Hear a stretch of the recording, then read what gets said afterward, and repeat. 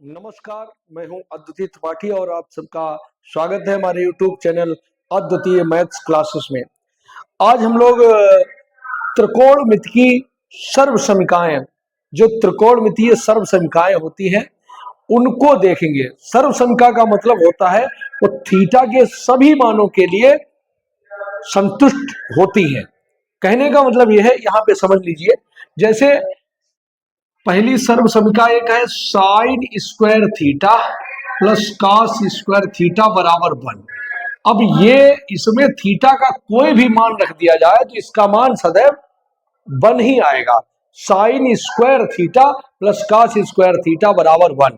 Theta का मान कुछ भी हो, थीटा बराबर मान लीजिए अगर 20 है तो sine square 20 plus cos square 20 बराबर उत्तर आएगा 1। मतलब ये थीटा पर निर्भर नहीं करेगा, थीटा का मान कुछ भी रख दे, कोई भी मान रखने पर sign square theta plus cos square theta बराबर 1 होता है। इसलिए ये क्या है, सर्व समीकरण। सर्व समीकरण का मतलब यही होता है कि सभी मानों के लिए वो संतुष्ट होती है। अब ये कैसे होता है इसको हम लोग देख लेते हैं।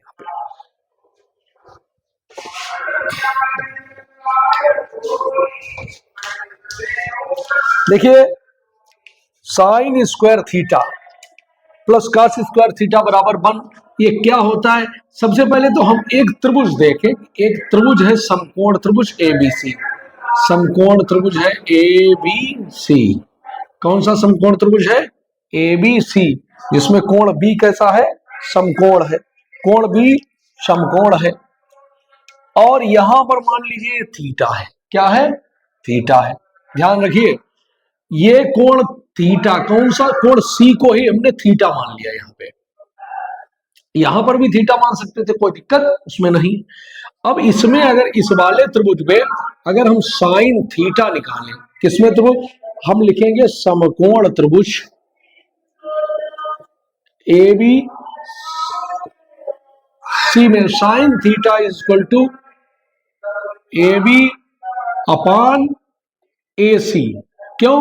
क्योंकि लंब बटे कर्ण ही तो होता है, लंब बटे कर्ण। लंब क्या है? इस कोण के लिए ये वाली भुजा क्या हो जाएगी?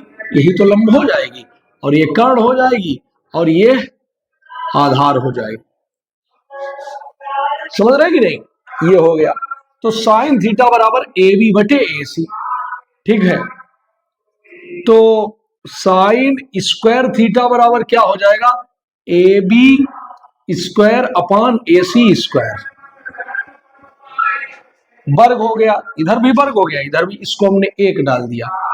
इसी प्रकार अगर हम निकालें cos थीटा, इसी त्रिभुज में अगर हम इसी प्रकार cos थीटा बराबर कितना हो जाएगा? आधार बटे कर्ण। cos थीटा बराबर कितना होता है? आधार बटे कर्ण, अर्थात BC अपान AC।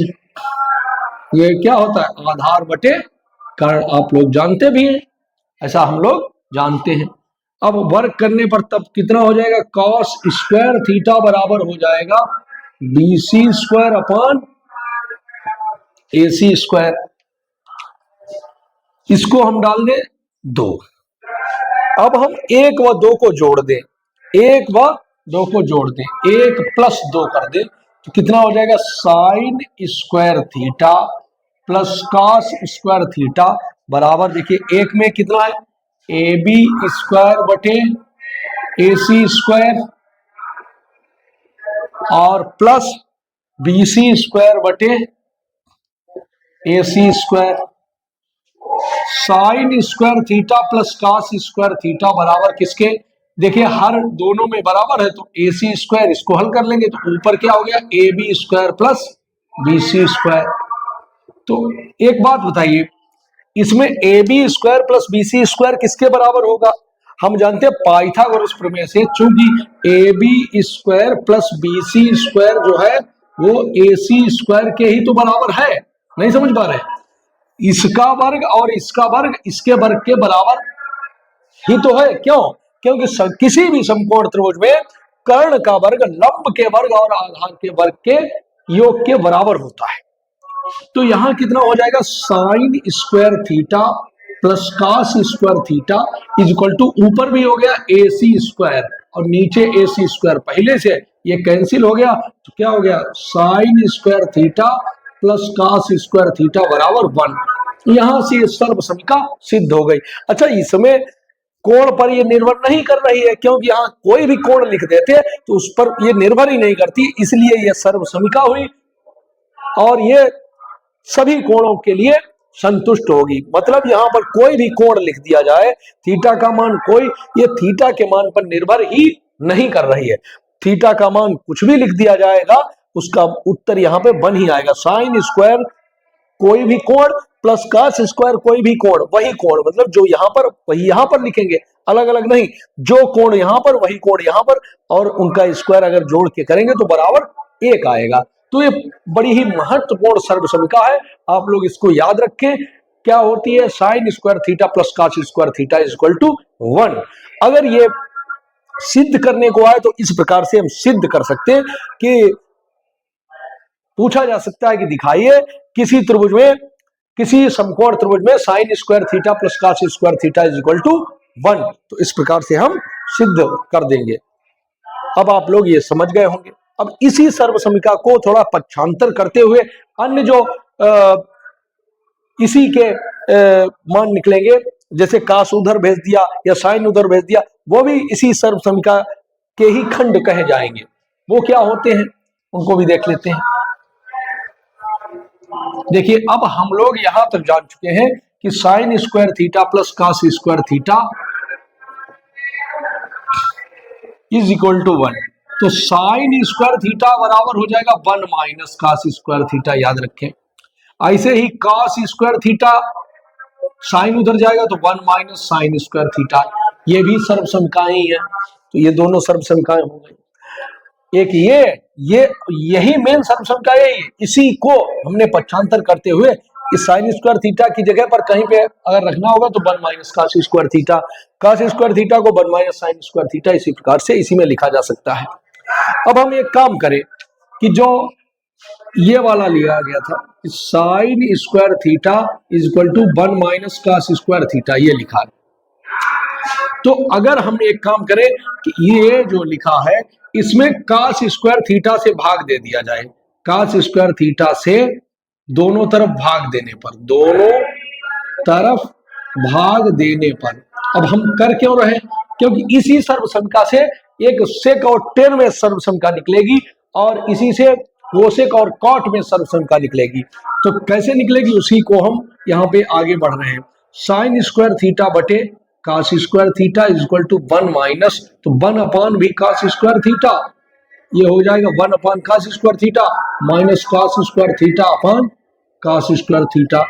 तो sine square upon cos square कितना होता है, tan square theta. 1 upon cos होता है sec square theta minus 1, sec square theta minus 1 is equal to tan square theta. आप लोग याद रखें, सेक स्क्वायर थीटा माइनस 1 बराबर टेन स्क्वायर थीटा, या टेन स्क्वायर, इसको ऐसे भी लिखा जा सकता है, sec square theta minus tan square theta is equal to 1। तो ये लिखे चाहे ये लिखे, tan square theta is equal to sec square theta minus, पक्षांतर कर लें, एक कोई एक याद कर लें, उसमें पक्षांतर कर लें, आप लोग इतना जानते हैं तो उसमें कोई समस्या नहीं आएगी। तो मूल सर्व समीका sec square theta plus cos square theta बराबर 1, वो एक हो गई।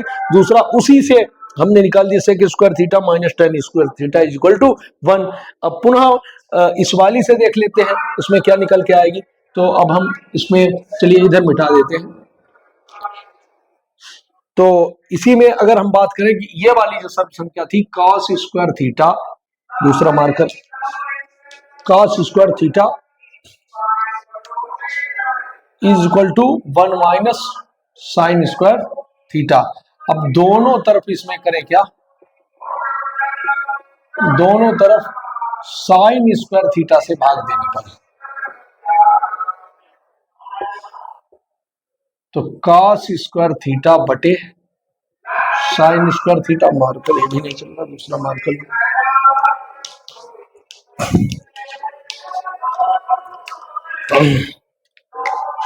बराबर में 1 अपान sign square theta minus sine square theta अपान साइन स्क्वायर थीटा। ये हो क्या रहा है, हमने दोनों तरफ साइन स्क्वायर थीटा से भाग दिया। क्यों भाग दिया, क्योंकि ये कॉट और कोसेक में सर्व संख्या निकल के आ जाएगी।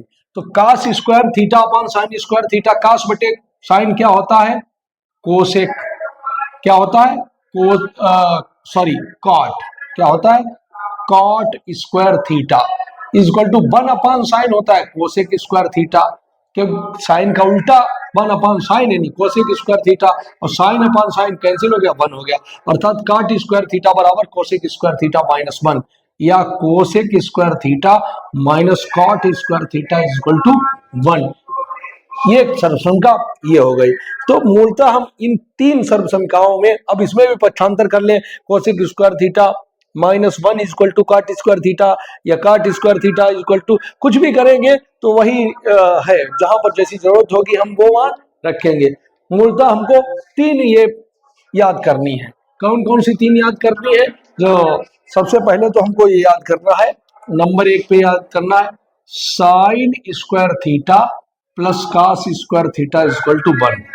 नंबर 2 याद करना है sec square theta minus tan square theta is equal to 1। और नंबर 3 याद करना है cosec square theta minus cot square theta बराबर 1। ये तीन सर्वसंख्याएं मूलतः हैं, इन्हीं के पक्षांतर करने से अन्य भी सर्वसंख्याएं इसी से निकल जाती है। तो ये मूल सर्वसंख्या है, इनको हम लोगों को याद रखना है, और इन्हीं से हम जो भी आगे की प्रश्नावली होगी उसको देखेंगे। तो ये तीन सर्वसंख्याएं यहाँ पे हो गई हैं, और इनको हम लोग इसी प्रकार से कहीं सिद्ध भी करवाया जाएगा तो इसी प्रकार से सिद्ध भी कर देंगे। तो इस प्रकार से ये हो गई है। अब हम लोग जो अगली प्रश्नावली त्रिकोणमितीय है वो हम लोग देखेंगे अगले वीडियो में, और ये सर्व संख्याएं आप लोग याद कर लीजिए, और अगले वीडियो में जो प्रश्नावली आने वाली है आगे त्रिकोणमिति की, वो अगले वीडियो में हम लोग देखेंगे। तब तक के लिए नमस्कार, जय हिंद।